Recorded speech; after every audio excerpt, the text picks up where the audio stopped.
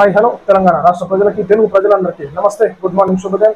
ఈ రోజు మన ప్రజావాణి తెలుగు దినపత్రికలోని మెయిన్ పేజ్ వార్తా విశేషాలు ఎట్లా చూద్దాం. సో దయచేసి వ్యూవర్స్ అందరూ కూడా ఛానల్ ని సబ్స్క్రైబ్ చేసి ఒక న్యూస్ పేపర్ ఎనాలిసిస్ ప్రోగ్రామ్ ని ఒక సోషల్ మీడియా గ్రూప్స్ లో షేర్ చేయవలసిందిగా కోరుతున్నాం. వార్తా వివరాల్లోకి వెళ్దాం. ఈ ఏపీ సెట్ ఫలితాలు వచ్చేసాయి. సీఎం నివాసంలో విడుదల చేసిన రేవంత్ రెడ్డి అన్నట్టు తెలంగాణ ఎఫ్సెట్ ఫలితాలు విడుదలయ్యాయి. సీఎం రేవంత్ రెడ్డి హైదరాబాద్ లోని తన నివాసంలో ఫలితాలు విడుదల చేశారు. అగ్రికల్చర్, ఫార్మసీ స్ట్రీమ్ తో పాటు ఇంజనీరింగ్ విద్యార్థుల ర్యాంకులను ప్రకటించారు. అభ్యర్థులు తమ ఫలితాలను వెబ్సైట్ లో చూసుకోవచ్చు అని చెప్పేసి మరి ఉన్నటువంటి అధికారులు చెప్పడం జరుగుతుంది. కాబట్టి ఏదైతే ఒక రిజల్ట్స్ రావడం జరిగింది, సో రిజల్ట్స్ ఏ విధంగా వచ్చినాయని చెప్పేసి మీకు ఇది ఆన్లైన్ లో మీరు వెబ్సైట్ లో చెక్ చేసుకునేటటువంటి అవకాశాన్ని పొందుపరిచారు అధికారులు. ప్రధాని మోడీ నివాసంలో high level security meeting. Operation Sindoor కు విరామం, అనుసరించాల్సిన వ్యూహాలపై చర్చ, సరిహద్దులో పరిస్థితి గురించి ఆరా. పాక్ కాల్పుల ఉల్లంఘన అన్నట్టు ఇక వాళ్ళకి ఏదైనా అంటే కుక్కతో కొంకర అన్నట్టు ఎప్పుడు గదేగా కాల్పుల విరమణ అంటారు, మళ్ళీ పోతారు, మళ్ళీ కాలుస్తూ ఉంటుంది. కుక్కతో ఒకరు మొత్తం తోక కట్ చేస్తే చక్కగా అవుతుంది. ఇక తెలంగాణ నీటి హక్కులు ఆంధ్రాకు తాకట్టు హరీష్ రావు గారు అంటున్నారు. తెలంగాణలో సాగునీటి రంగాన్ని అభివృద్ధి చేయడంలో బీఆర్ఎస్ ప్రభుత్వం చేసిన కృషిని కాంగ్రెస్ పార్టీ తక్కువ చేస్తూ ప్రజలను తప్పుదారి పట్టిస్తోందని మాజీ మంత్రి హరీష్ రావు విమర్శించారు. ఏదైతే తెలంగాణ నీటి హక్కులు ఆంధ్రాకు తాకట్టు పెట్టినట్టు ఏదైతే రేవంత్ రెడ్డి గారు ఈనాడు మరి చంద్రబాబు నాయుడుకి అడగడానికి కూడా మరి రేవంత్ రెడ్డికి అయితే లేదా ఉన్నటువంటి నీళ్ళని తరలించుకోపోతున్నారు, తెలంగాణ రాష్ట్రాన్ని ఏం చేద్దాం అనుకుంటున్నారని చెప్పేసి హరీష్ అన్న అడుగుతున్నారు. మరి తెలంగాణ రాష్ట్రంలో కొన్ని ప్రాంతాల్లో చాలా మటుకు రైతులు ఇబ్బంది పడుతున్నారు నీటి కొరతతోని. భూగర్భ జలాలు లేక, అటు కాలువలలో నీళ్లు లేక, ఇటు చెరువులలో గత ప్రభుత్వము చెరువులకి బొచ్చుకట్టు చెరువులుగా లింక్ ఇచ్చేసి ఏదైతే నీళ్లు అందించడం జరిగింది. కానీ నాడు చాలా మటుకు ఆ విధమైనటువంటి ప్రాసెస్ ని కంప్లీట్ చేయలేకపోయింది కాంగ్రెస్ గవర్నమెంట్. సో ఆ నీళ్ళని మనం సేవ్ చేసుకుంటే ఈనాడు రైతాంగానికి మేలు చేసిన వారం అవుతామని చెప్పేసి హరీష్ రావు అంటారు. సో మరి పరిస్థితుల తీవ్రత అయితే ఇక రైతులే తిరుగుబాటు మొదలు పెడతారు.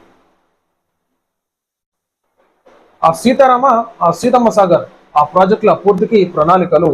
మంత్రి ఉత్తమ్ కుమార్ రెడ్డి 7.80 లక్షల ఎకరాలకు సాగునీరు అందించడమే లక్ష్యం. ఉమ్మడి ఖమ్మం జిల్లాను సస్యశ్యామలం చేయనున్న సీతమ్మ సాగర్ మల్టీపర్పస్ ప్రాజెక్టుల పూర్తికి ప్రణాళికలు రూపొందించామని రాష్ట్ర నీటిపారుదల శాఖ పౌర సరఫరాల శాఖ మంత్రి కెప్టెన్ ఎన్ ఉత్తమ్ కుమార్ రెడ్డి ప్రకటించారు. మరి ఎన్ని రోజులలో కంప్లీట్ అవుతుంది? 7.80 లక్షల ఎకరాలకు సాగునీరు అందించడమే లక్ష్యం అని చెప్పేసి చెప్తున్నారాడ. మరి అయ్యే వరకు గవర్నమెంట్ ఉంటుందా పోతుందా చూసుకోవాలి. ఇక మరి ఉత్త మాటలు కాదు, పని చేసి చూపించాలి. రైతులకి ఏ ఇబ్బంది లేకుండా చేస్తే రైతులు నమ్మేటటువంటి ఆస్కారం ఉంటుంది. కానీ ఉత్తగా పేపర్ కటింగ్లలో ప్రెస్ మీట్ పెట్టినప్పుడు చెప్పుడు తర్వాత దుర్ముకుంటే అది కాదు.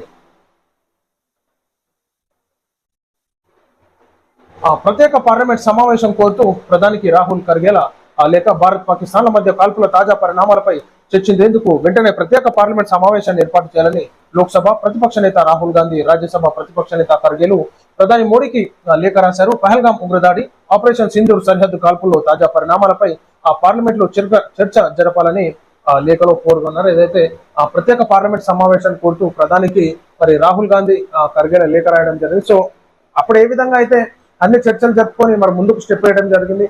సో మరి విరామానికి సంబంధించినటువంటి ఏదైతే తీసుకున్నారో నిర్ణయం, సో అప్పుడు ఎందుకు మాత్రం చర్చలు జరపలేదు? సో అసలు ఏం జరిగింది? ఆపరేషన్ సింధూర్ ని మరి నాడు ఆ పెద్ద మనిషి వచ్చేసి ఆపేయమనగానే మరి ఏ విధంగా ఆపేసినారు? సో వీళ్ళతోని పంచాయతీ ఎందుకు కాశ్మీర్ తోని అన్నట్టు కొన్ని అంశాల మీద చర్చ జరిగేటటువంటి ఆస్కారం ఉన్నది. కాబట్టి సో ప్రత్యేక చర్చ పెడతామని చెప్పేసి రాహుల్ గాంధీ గారు కోరుతున్నారు. మరి మోడీ దానికి సిద్ధమేనా కాదా అని చెప్పేసి నిర్ణయాలు తీసుకోవాల్సి ఉంటుంది. ఆపరేషన్ సింధూర్ పై రాజ్నాథ్ ప్రశంసలు. ఆపరేషన్ సింధూర్ పై రక్షణ మంత్రి రాజ్నాథ్ సింగ్ ప్రశంసల జల్లు కురిపించారు. ఆపరేషన్ సింధూర్ కేవలం సైనిక చర్య మాత్రమే కాదని, ఉగ్రవాదంపై పోర్లు భారత్ కు ఉన్న రాజకీయ సామాజిక వ్యూహాత్మక సంకల్పానికి నిదర్శనమని చెప్పేసి రాజ్నాథ్ సింగ్ గారు అంటున్నారు. కాశ్మీర్ సమస్య పరిష్కారానికి కృషి చేస్తా ట్రంప్.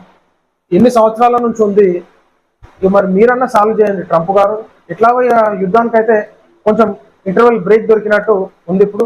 కానీ ఆ కాశ్మీర్ పరిష్కారం అయితేనే ఈనాడు యుద్ధ వాతావరణం కానీ ఈ తూటాలు కొట్టుకునుడు, బందీలు చంపుడు, సోల్జర్లు చచ్చిపోడు, భద్రతా బలగాలు చచ్చిపోడు, ఈ విధమైనటువంటి సందర్భాలు ఏర్పడుతున్నాయి. కాబట్టి ఖచ్చితంగా ఈనాడు నిర్ణయాలు తీసుకొని ఇరు దేశాల ప్రధానులతో కానీ ఉన్నటువంటి అధికారులతోని మాట్లాడి ఒక సమస్యని టోటల్ గా పరిష్కరించుకునే విధంగా చేస్తే బాగుంటది. కాల్పుల విరమణతో భారత్ పాక్ దేశాల మధ్య ఉద్రిక్తలు కుదుటపడిన విషయం తెలిసింది. తాజా పరిస్థితులపై మరోసారి అమెరికా ప్రెసిడెంట్ కీలక వ్యాఖ్యలు చేశారన్నట్టు. అయితే కశ్మీర్ సమస్య పరిష్కారానికి కృషి చేస్తా అన్నట్టు. సో కృషి చేస్తే బాగానే ఉంటది, ఊటీ లొల్లి పంచాల బదులు. ప్రభుత్వ కృషికి గండి కొట్టదు, కులగణనపై అనుమానాలు నివృత్తి చేస్తాం, దాని వద్ద సమయం ఇప్పిస్తారా? బీసీలకు రిజర్వేషన్లు కల్పించింది కాంగ్రెస్. తెలంగాణలో నిర్వహించి కులగణన మీద అనుమానాలు ఉంటే నివృత్తి చేయడానికి సిద్ధంగా ఉన్నామని ప్రధానమంత్రి దగ్గర సమయం ఇప్పిస్తారన్నట్టు మన ప్రభాకర్ అన్న గారు అడుగుతున్నారు. సో ఈనాడు బీసీ ప్రజలకి అన్యాయం చేస్తే ఊరుకునే పరిస్థితులే అని చెప్పేసి ప్రభుత్వాలకు అర్థమైంది కాబట్టి ఈనాడు ఏదో ముసలి కన్నీరు కాల్చినట్టు బీసీ ప్రజల మీద ఇచ్చేస్తా ఉన్నారు. కానీ ఖచ్చితంగా బీసీ ప్రజలు చైతన్యవంతమైనరు. బీసీ ప్రజలు ఏ విధంగా న్యాయం జరగాలో అందరూ చర్చలు జరుపుకుంటున్నారు కుల సంఘాల వారిగా.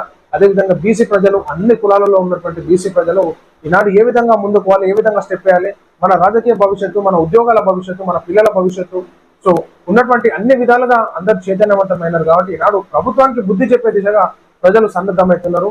సో ఖచ్చితంగా ప్రజలు బుద్ధి చెప్పేటటువంటి సమయం ఆసన్. మీరు మాకు రిజర్వేషన్లు ఇచ్చేది కాదు, న్యాయబద్ధంగా మా జనాభా ఎంత ఉందో అదే విధంగా మేమెంతో మాకంత అన్నట్టు మేము ముందుకు పోతున్నాం.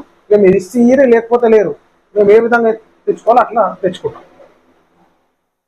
సో ఇది ప్రజలారా మనం చూస్తున్నాం ఈరోజు మన ప్రజావాణి తెలుగు దినపత్రికలోని మెయిన్ పేర్స్ అండ్ వార్తా విశేషాలు. అందరికీ నమస్తే.